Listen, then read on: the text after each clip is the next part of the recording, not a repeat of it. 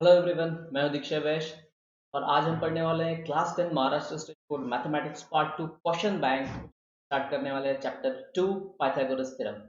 करते हैं स्टार्ट आज का सेशन। चलिए, तो यहाँ पे हमारा फर्स्ट क्वेश्चन है, choose correct alternative from those given below and obviously they are for 1 mark. तो यहाँ पे हमें एक एमसीक्यू दिया है first, and it is depending on the Pythagoras triplet. तो देखिए, ये पाइथागोरियन ट्रिपलेट जो है, ये वैल्यूज को आप लर्न कर लीजिए। तो सबसे पहला पाइथागोरियन ट्रिपलेट है 3 4 5, देन नेक्स्ट इज 6 8 10, 6 8 10। उसके बाद में है 12 13 और 5, देन 15 17 8 24 25 7, देन उसके बाद और हमारे पास है 26 25 और 10। तो ये कुछ पाइथागोरियन ट्रिपलेट है, ये परमानेंट कहीं ना कहीं आपको यूज में आने वाले हैं। ठीक है, तो देखिए, चलो इसमें से अब हमारा फर्स्ट क्वेश्चन है, out of the given which is the Pythagorean triplet. तो यहाँ सोचने की बारी जरूरत ही नहीं, देख लो यहाँ पे हमारा फर्स्ट जो है 3 4 5। ठीक है, 3 4 5 ये फर्स्ट यहाँ पे, तो इसके हिसाब से हमारा ऑप्शन बी करेक्ट आंसर है। Out of the given triplet, second MCQ हमारा, out of the given triplet which is not a Pythagorean triplet, कौन नहीं है। तो भाई 5 12 13 है, देख लो। उसके बाद 8 15 17 भी है, 15 17 8 लिखा है मैंने। उसके बाद में 24 25 7 भी है, 24 25 7 भी है। ठीक है, मतलब ये तीनों है, तो ये ऐसा है जो पाइथागोरियन ट्रिपलेट नहीं है। ठीक है, out of the given triplet which is not a Pythagorean triplet. फिर से सेम टाइप ऑफ क्वेश्चन यहाँ पे हमको किया गया है, जैसे कि हमारा सेकंड क्वेश्चन था, सेम उसी टाइप का क्वेश्चन है ये। ठीक है, चलिए, तो यहाँ पर ऑब्वियसली ये पाइथागोरियन ट्रिपलेट है, देख लो यहाँ पर है हमारे पास। उसके अलावा ये भी पाइथागोरियन ट्रिपलेट है। ठीक है, हाँ, अब इस नंबर को थोड़ा चेक कर लेते हैं, क्या ये पाइथागोरियन ट्रिपलेट है। ठीक है, अब सीधा तो लार्जेस्ट, तो 25 का सॉरी 15 का स्क्वायर है हमारा 225। ओके, चलिए, जो हमको पता है उनके बारे में करने की जरूरत नहीं है। तो 15 का स्क्वायर 225 और 14 का 196 और 6 का 136। तो देख लो 6 + 6 कितना होगा, 12। ओके, मतलब यूनिट प्लेस पे 2 आ रहा है, तो ये तो हो ही नहीं सकता। तो यहाँ पे हमारा ऑप्शन हो जाएगा सी। ओके, चलिए, तो ये फर्स्ट 3 क्वेश्चन। देखते हैं नेक्स्ट क्वेश्चन। चलिए देखते हैं next question. So question number 4, और क्वेश्चन नंबर 4 अभी है हमारे पास। In right angle triangle if sum of square of sides of right angle is 169, then what is the length of hypotenuse. चलिए, ये है हमारा राइट एंगल ट्राइंगल।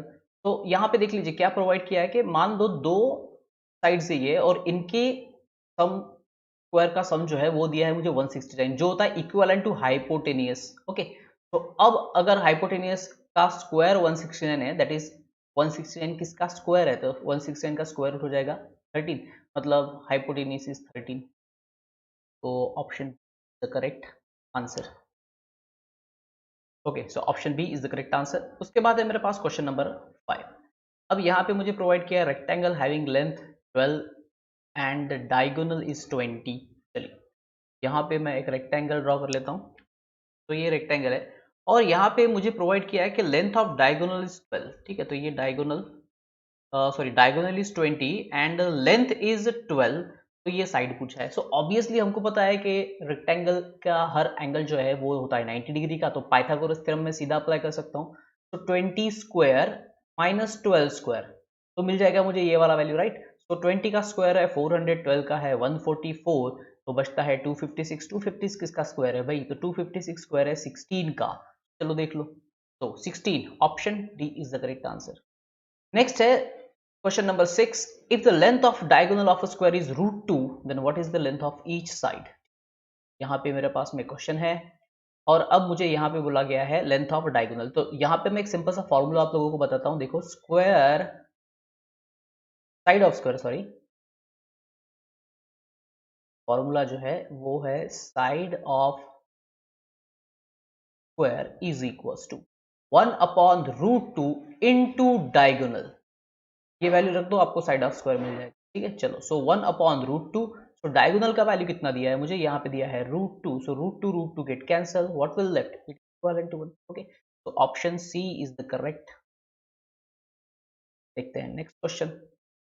अब मुझे दिया है length of both diagonal of rhombus. अब रोम्बस दिया है और हमको पता है कि diagonals of rhombus are perpendicular bisector of each other.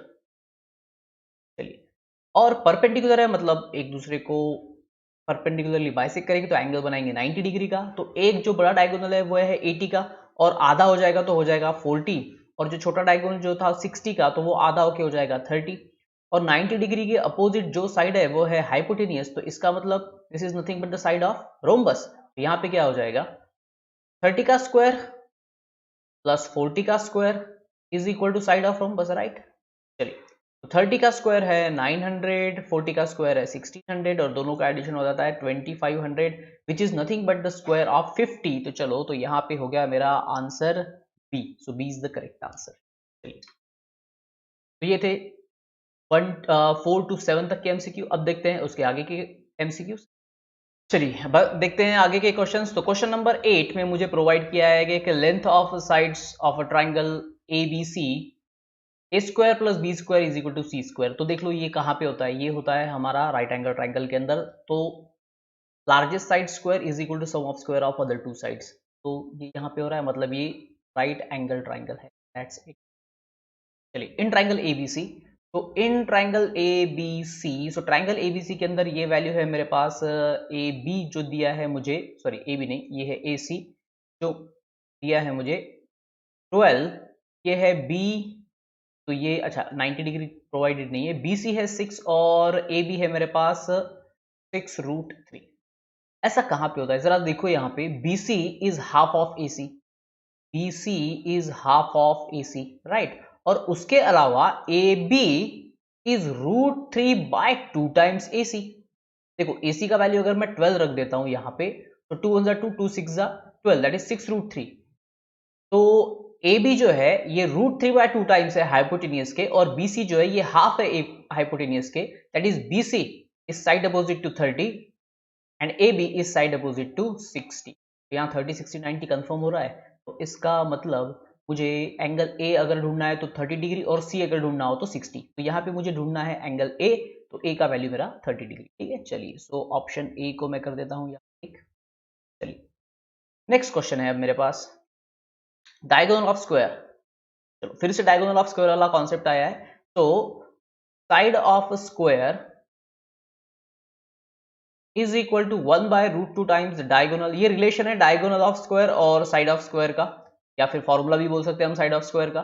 चलिए, सो 1/√2, सो डायगोनल दिया है मुझे 10√2, तो √2 गेट कैंसल, तो साइड मिल गया मुझे 10, और पेरीमीटर का फॉर्मूला है perimeter of square, perimeter of square का फॉर्मूला है मेरे पास 4 टाइम्स साइड। तो यहां पर साइड है मेरे पास 10, सो 4 10 40 सेंटीमीटर, ठीक है। तो देख लो 40 सेंटीमीटर का, तो option D is the correct answer. तो last MCQ, out of all the numbers from the given dates which is Pythagorean triplet. अब देखिए, मैंने क्वेश्चन 1 2 3 में आपको पाइथागोरियन ट्रिपलेट मतलब हमने यहाँ पे क्वेश्चन देखे, लेकिन मैंने कॉन्सेप्ट वहां पे नहीं बताया कि एग्जैक्टली पाइथागोरियन ट्रिपलेट क्या है, ठीक है। तो देखते हैं, देखिए कोई भी वैल्यूज अगर 3 4 5 ये 3 वैल्यूज है, इसमें से सबसे जो लार्जेस्ट वैल्यू है उसका स्क्वायर और बची हुई दो साइड या दो वैल्यूज की स्क्वायर का सम अगर ये इक्वल आता है, दैट इज देखो, तो ये हो जाएगा 9 + 16 विच इज इक्वल टू 25। अगर ये इक्वल आता है, देखो 25 25 आ गया, तो इसका मतलब ये है कि ये पाइथागोरस थ्योरम को सेटिस्फाई करने वाली वैल्यू है, और ऐसी वैल्यूज को हम बोलते हैं पाइथागोरियन ट्रिपलेट वैल्यूज। तो यहां पर अब मुझे बोला गया है कि out of the following given dates कौन सा पाइथागोरियन ट्रिपलेट को फॉलो करता है या पाइथागोरस ट्रिपलेट है।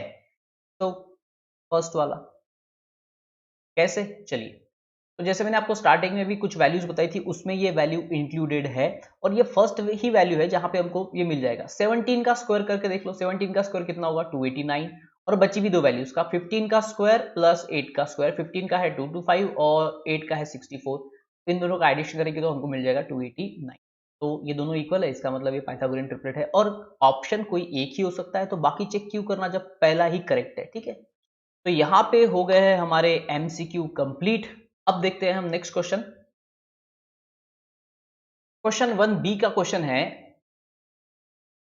Height and base of right angle triangle are 24 centimetre 18 centimetre, find the length of hypotenuse. तो ये तो बहुत ही बेसिक क्वेश्चन है, इसको हमने सॉल्व किया लगभग 7 स्टैंडर्ड में, 8 स्टैंडर्ड में, 9th में और अब फिर से 10th में। ठीक है, चलिए तो सॉल्यूशन प्रोवाइड कर दिया गया है मुझे कि ये राइट एंगल ट्राइंगल है। So in right angle triangle, in right angle triangle, तो in right angle triangle by Pythagoras theorem, bye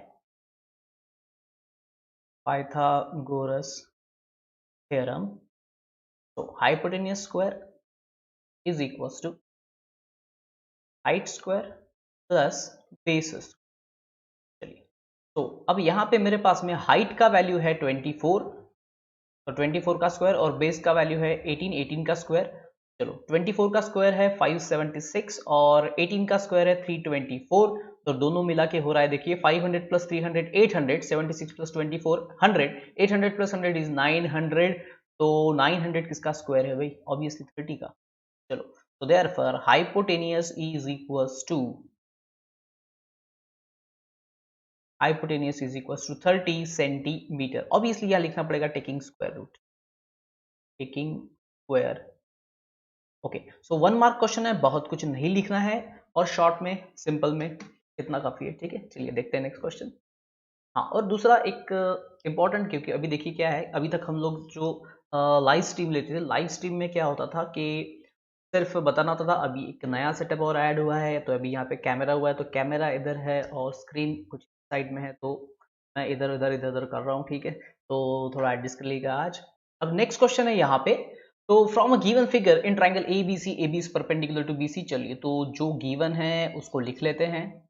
in triangle A B C, A B perpendicular to B C, ये provided है मुझे, तो इसका मतलब मैं बोल सकता हूँ कि angle A B C is equal to 90 degree.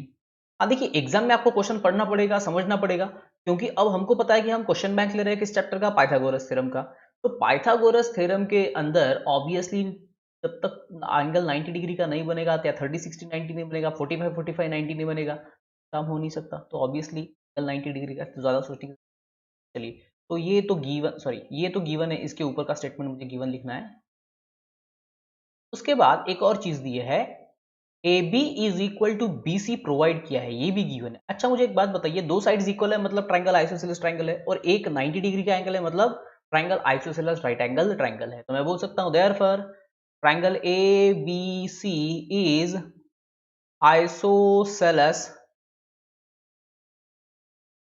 Right angle triangle. तो ये है आइसोसेलेस राइट एंगल ट्राइंगल, तो इसका मतलब देयरफॉर एंगल बी को छोड़ के जो एंगल है, so therefore angle A is equal to angle B is equal to 45 degree. मुझे ढूंढना क्या है? सिर्फ एक, तो देयरफॉर मैं लिख सकता हूं measure of angle A is equal to 45 degree. चलिए, ये हो गया मेरा आंसर, टेक द स्क्रीनशॉट। देखते हैं नेक्स्ट क्वेश्चन। हाँ, और नेक्स्ट क्वेश्चन की एक खासियत है, नेक्स्ट क्वेश्चन ऑलमोस्ट सेम है। ठीक है, तो इसलिए मैंने जितना भी लिखा है ये सब मुझे लगने वाला है। तो मैं क्वेश्चन नंबर 2 को कर देता हूँ साइड में, सेम डायग्राम है, तो ये है क्वेश्चन नंबर 3, राइट। अब यहाँ पे मुझे प्रोवाइड किया लगभग सेम डेटाबेस है, देख लो लगभग सेम चीज है, सब कुछ सेम है। ओके, फर्क सिर्फ इतना है कि यहाँ पे मुझे AC प्रोवाइड कर दिया गया है और बोला है कि लेंथ ऑफ AB को ढूंढो। चलिए, तो मैं अब इसको, इस चीज को निकाल दूंगा। अब मैं यहाँ पे बोल सकता हूँ, बाकी देखिए बाकी जैसा का वैसे ही आएगा। अब यहाँ पे मैं बोल सकता हूँ therefore triangle ABC is 45 45 90 triangle. और अगर ऐसा है तो 45 45 का कॉन्सेप्ट भी तो हम यूज कर सकते हैं ना। देखिए कैसे, मैं क्या क्या ढूंढना है, ए बी ढूंढना है। तो 45 45 थ्योरम में side opposite to 45 is 1 by root 2 times the hypotenuse. Hypotenuse कौन है? AC। AC का वैल्यू कितना है? AC का वैल्यू है भाई 2 root 2, so root 2 cancel, 2 into 1 2, therefore AB is equal to 2 units. Properly लिख देता हूं मैं, थोड़ा यहाँ पे ज्यादा हो गया। ठीक है, चलो मैं लिख सकता हूँ फिर AB is equal to 1 upon root 2 into 2 root 2, root 2 get cancel, therefore AB is equal to 2 unit. Okay, और सेम क्वेश्चन को हम पाइथागोरस थ्योरम से भी सॉल्व कर सकते हैं। ठीक है, पाइथागोरस थ्योरम का मेथड क्या है, चलिए वो मैं बता देता हूं आपको। तो यहां तक मुझे सेम करना पड़ेगा, एंगल लिखने की जरूरत नहीं है अब, क्योंकि 45 45 मैं यूज नहीं कर रहा हूं, तो फिर एंगल डिफाइन करने की, एंगल बताने की जरूरत नहीं है। So triangle ABC is isosceles right angle triangle होना जरूरी है। So by Pythagoras theorem, by Pythagoras theorem, AC square is equal to AB square plus BC square. चलो, तो अब हमने लिखा है कि AB और BC तो सेम है, ढूंढना AB है, तो मैं BC को रिप्लेस कर देता हूं AB स्क्वायर। सो BC का वैल्यू AC, लेकिन BC स्क्वायर का हो जाएगा वैल्यू AB स्क्वायर। ठीक है, चलो AC स्क्वायर का वैल्यू है हमारे पास 2√2 का स्क्वायर, तो देयरफॉर 2 का स्क्वायर 4 और √2 का square 2 is equal to AB square plus AB square हो जाएगा ट्वाइस AB स्क्वायर, ये 2 यहां मल्टीप्लाई इधर जाके divide, so therefore AB square is equal to, तो 2 2 हो जाएगा भाई कैंसिल, तो AB square is equal to 4 taking square root, taking square root, तो स्क्वायर रूट लेने के बाद therefore AB is equal to 4 किसका स्क्वायर है भाई, तो 2 का है, सो 2 मीटर सेंटीमीटर कुछ नहीं दिया है, यूनिट्स। ओके, तो this is by using the Pythagoras theorem. ठीक है, चलिए देखते हैं नेक्स्ट, प्रीता क्वेश्चन नंबर 3। क्वेश्चन नंबर 4 भी लगभग सेम क्वेश्चन है। ठीक है, चलिए, so in triangle ABC, so solution in triangle ABC। अच्छा, देखिए एग्जैक्टली सेम क्वेश्चन है, what is the height of ABC। तो पिछले प्रॉब्लम में AB पूछा था, इस प्रॉब्लम में उसने मुझे उसको हाइट बोल दिया है। ठीक है, तो कुछ भी चेंज करने की, पिछले प्रॉब्लम में सिर्फ हमने क्या किया था, देखो तो यहाँ पे हाइट, तो हाइट AB ही ले लो, तो हाइट AB ले लो, सेम डायग्राम लेना है।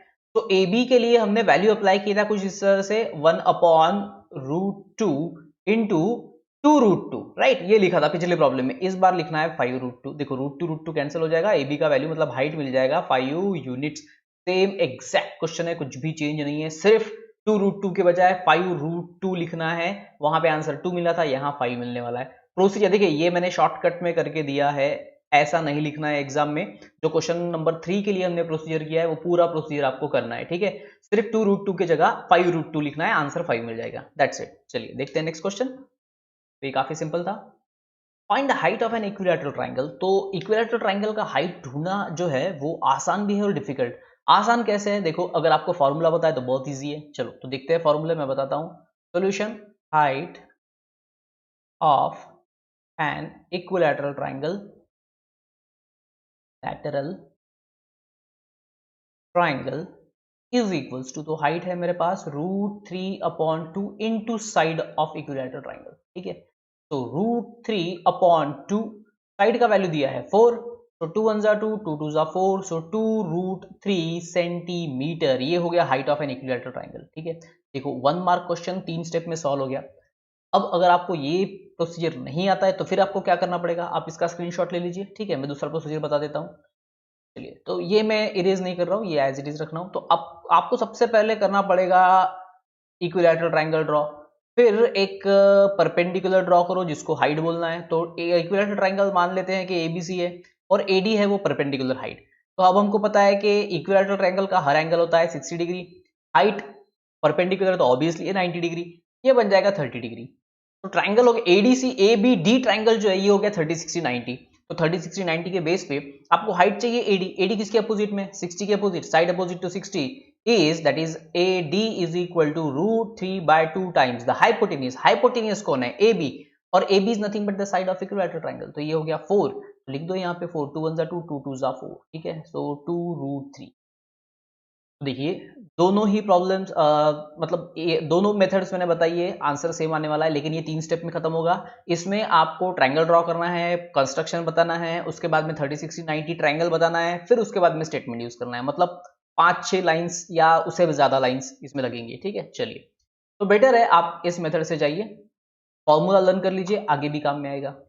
चलिए तो देखते हैं नेक्स्ट क्वेश्चन। चलिए नेक्स्ट क्वेश्चन है हमारे पास क्वेश्चन नंबर 6, जहां पे हमको प्रोवाइड किया है एक और right angle triangle. So solution in triangle AB2। चलो क्या क्या प्रोवाइड किया गया है, तो मुझे प्रोवाइड कर दिया गया है एंगल B 90 डिग्री है। ठीक है, so angle B equal to 90 degree, angle Q is equal to 30 degree, ये दोनों चीजें गिवन है। तो इसका मतलब बचा हुआ एंगल ए जो है, angle A is equal to कितना हो जाएगा भाई 60 डिग्री। रीजन प्रोवाइड कर दो, remaining angle of a triangle, remaining angle of, ठीक है।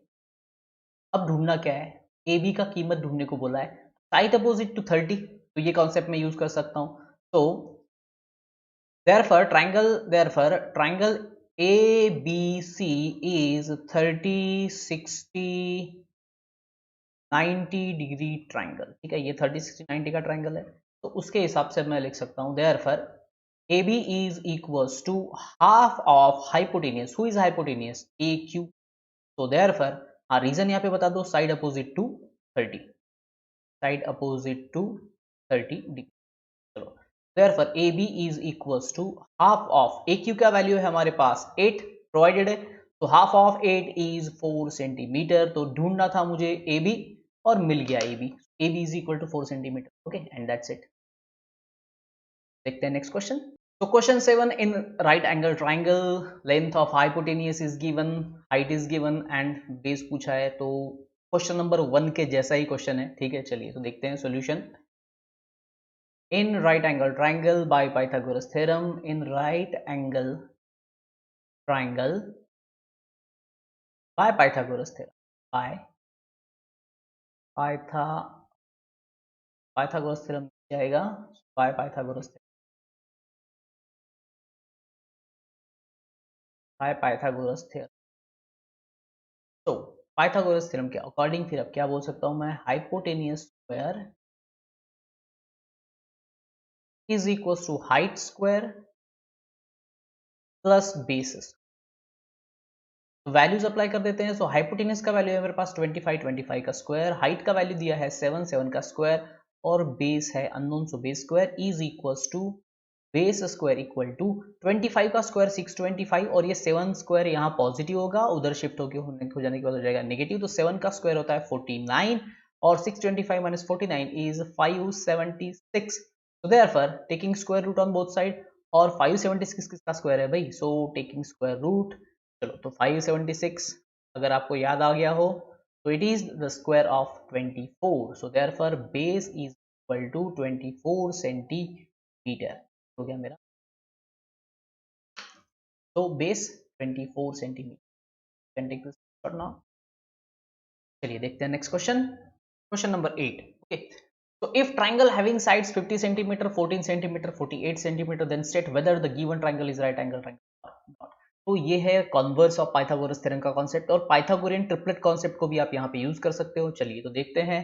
तो सॉल्यूशन, चलिए तो largest side is equal to, largest side कौन सा है हमारे पास, तो लार्जेस्ट साइड है 50 सेंटीमीटर। ओके, तो square of largest side, square of largest side, हाँ लार्जेस्ट साइड लिखना है, largest side 50 centimetre, square of largest side is equal to that is 50 का स्क्वायर, सो 50 का स्क्वायर हो जाएगा 2500। नाउ अब लेना है sum of square of other two sides, तो बची हुई दो साइड की स्क्वायर का सम, तो 14 का स्क्वायर और 48 का स्क्वायर, तो 14 का स्क्वायर है 196 और 48 का स्क्वायर जो है वो है, ढूंढ लेते हैं, 48 का स्क्वायर थोड़ी लर्न होगा ना। चलिए तो ट्रिक बता देता हूं यहाँ पे शॉर्ट में कैसे स्क्वायर निकालना है। देखिए 8 का स्क्वायर लिख लो 64, बीच में वैल्यू छोड़ दो, 4 का स्क्वायर लिख लो 16, अब इन दोनों को मल्टीप्लाई कर लो, 4 8 जा 32, उसका डबल कर लो, तो 32 का डबल 64। अब लिखते हो कैसे लिखना है, 4 एज इट इज लिखो, इन दोनों का एडिशन 4 प्लस 6 10, यहाँ पे 0 आया, carry 1, 6 plus 1 7, 7 plus 6 13, carry 1, 1 plus 1 2, 2304, ठीक है। चलिए तो ये मिल गया स्क्वायर 2304, आगे और भी आएगा ऐसे, ठीक है। चलिए तो ये कितना हो गया 2500, 196 प्लस 2300, सॉरी 2304, ये हो गया 2500। तो देख लो ये इक्वेशन 1, ये इक्वेशन 2, तो मैं बोल सकता हूँ from 1 and 2, therefore from 1 and 2 square of largest side, square of largest side is equal to sum of square of other two sides, other two sides. और अगर ऐसा है तो therefore by converse of Pythagoras theorem, by converse of Pythagoras theorem,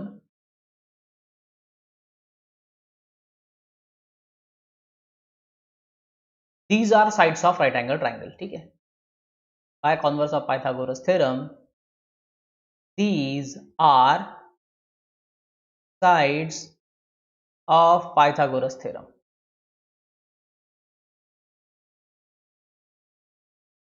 ठीक है, चलिए हो गया। हाँ, भले ही 1 मार्क का क्वेश्चन है लेकिन लिखना इतना ही पड़ेगा। ठीक है,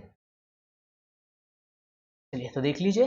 नेक्स्ट क्वेश्चन है क्वेश्चन 9, और एग्जैक्टली जो हमने इसके पहले क्वेश्चन किया था उसी तरह का क्वेश्चन है। फिर से 3 साइड्स दे दिए और बताना है राइट एंगल ट्रायंगल है या नहीं। तो देख लो, 17 का स्क्वायर जो है ये है 289, ओके, और 8 का स्क्वायर प्लस 15 का स्क्वायर, तो 8 का स्क्वायर 64, 15 का 225, और दोनों का एडिशन हो जाएगा 289। तो ये है भाई। ठीक है, अभी अभी जो किया बस वही प्रोसीजर रिपीट करना है। लार्जेस्ट वैल्यू 58 के बजाय यहाँ पे, सॉरी 50 के बजाय है 17, और बची हुई दो साइड्स है 8 और 15। ठीक है, तो सेम क्वेश्चन है इसके पहले वाले क्वेश्चन की तरह, और ये भी पाइथागोरस ट्रिपलेट को फॉलो करता है, तो इसके लिए ये भी राइट एंगल ट्रायंगल है। अब है क्वेश्चन नंबर 1B का लास्ट क्वेश्चन, क्वेश्चन नंबर 10। चलिए तो स्टार्ट करते हैं इसको। क्वेश्चन बैंक का ये लास्ट क्वेश्चन है 1B का। ओके, चलिए तो हाँ, यहाँ पे मुझे दिया है रेक्टेंगल, तो मुझे बना एक कंस्ट्रक्शन लेना पड़ेगा। ठीक है, चलिए तो एक मैं अज्यूम कर लेता हूँ कि ये है भाई रेक्टेंगल, इसको बोल देते हैं ABCD, और इसको ले लेते हैं एज अ डायगोनल। चलिए तो यहाँ पे मुझे लेंथ प्रोवाइड कर दी गई है 35 मीटर, और ब्रेथ बोला है 12 मीटर। डायगोनल को ढूंढने को बोला है। हमको पता होता है, पता होता नहीं, पता है कि रेक्टेंगल का हर एंगल 90 डिग्री का होता है। ठीक है, so solution, let quadrilateral ABCD is rectangle, और अगर ये रेक्टेंगल है तो therefore angle B is equal to 90 degree by definition of rectangle, by definition of rectangle, rectangle के डेफिनेशन के हिसाब से।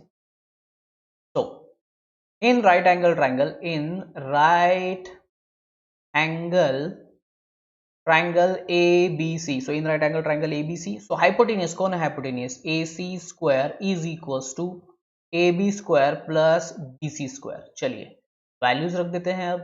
तो AC square, तो ये तो डायगोनल है भाई, इसी को तो ढूंढना है। सो AC square, AB का वैल्यू हमारे पास है 12 स्क्वायर, BC का वैल्यू है हमारे पास 35 स्क्वायर। चलिए 12 का स्क्वायर होता है 144 प्लस 35। हाँ, अब 35 का स्क्वायर कैसे ढूंढेंगे? तो जो 48 के लिए मेथड बताया था वो भी यूज कर सकते हो, या फिर उससे भी सिंपल मेथड है, लेकिन ये सिर्फ तभी काम में आएगा अगर यूनिट प्लेस पे 5 हो। तो जो इसके पहले 48 के लिए प्रोसीजर बताया था वो तो ऑब्वियसली इसके लिए एप्लीकेबल है, लेकिन अगर यूनिट प्लेस पे 5 है तो एक स्पेशल ट्रीटमेंट इसको दी जाती है, और स्क्वायर और भी जल्दी से निकल जाता है। तो देखो सबसे पहले 25, 5 का स्क्वायर लिख लो 25। ओके, 5 का स्क्वायर 25 है। अब 3 का नेक्स्ट नंबर कौन है? 4, इन दोनों को मल्टीप्लाई कर लो। सो 3 4 12, खत्म। ओके, चलिए तो 1225, 1225। अब इनको कर लेते हैं add, therefore AC square is equals to, तो ये हो जाएगा 9 6 और 3, 1 प्लस 2 1369। अब 1369 किसका स्क्वायर है भाई? देखो यूनिट प्लेस पे है 9, तो हाँ, और सबसे पहले 35 का स्क्वायर हम निकाल चुके हैं। 35 का स्क्वायर 1225 है, और हमको पता है कि 40 का स्क्वायर 1600 है। मतलब ये उनके बीच में एक किसी एक नंबर का स्क्वायर है। अब 9 कहां पे होता है? अगर यूनिट प्लेस पे 3 है या 7 है तो स्क्वायर में 9 आएगा। नंबर के यूनिट प्लेस पे 3 या 7 आता है तो स्क्वायर में 9 आएगा। ठीक है, मतलब या तो ये 33 का स्क्वायर है या फिर 37 का स्क्वायर है। लेकिन 33 का तो हो नहीं सकता, क्योंकि स्क्वायर कहां से कहां तक है? 35 और 40 के बीच में, तो 35 40 के बीच में कौन आता है? 37। तो देख लो 37 का स्क्वायर है या नहीं। चलिए तो इस बार आपको फिर से एक बार ट्रिक देखने को मिलेगा। तो 7 का स्क्वायर 49, 3 का स्क्वायर 9, लेकिन ध्यान में रखो कि सिंगल डिजिट स्क्वायर जब लिख रहे हो तो उसको डबल डिजिट में लिखना जरूरी है, तो उसको हम 09 लिख लेंगे। 3 7 21 और इसका डबल 42। चलिए तो 9 एज इट इज, 4 प्लस 2 6 और 4 प्लस 9 13, तो 1369। तो ये हो गया 37 का स्क्वायर। तो अगर मैं बोलूँ टेकिंग स्क्वायर रूट, तो अब AC का वैल्यू मिल जाएगा, AC इज इक्वल टू कितना 37, लेकिन AC नहीं ढूंढना बोलता, हमको ढूंढना था लेंथ ऑफ डायगोनल। तो फाइनल आंसर इसी टर्म में देना पड़ेगा। So therefore length of diagonal is equal to कितना 37। ओके चलिए, तो यहाँ पे क्वेश्चन 1 हुआ है कंप्लीट पाइथागोरस थ्योरम का। नेक्स्ट सेशन में हम देखेंगे क्वेश्चन नंबर 2 और पाइथागोरस थ्योरम को करेंगे कंप्लीट। तो अगर आपको वीडियो पसंद आया है तो वीडियो को लाइक कीजिए, चैनल को सब्सक्राइब कीजिए और शेयर कीजिए। Till then bye and thank you. और नेक्स्ट सेशन में हम देखेंगे पाइथागोरस थ्योरम के आगे के क्वेश्चन। चलिए मिलते हैं नेक्स्ट सेशन में।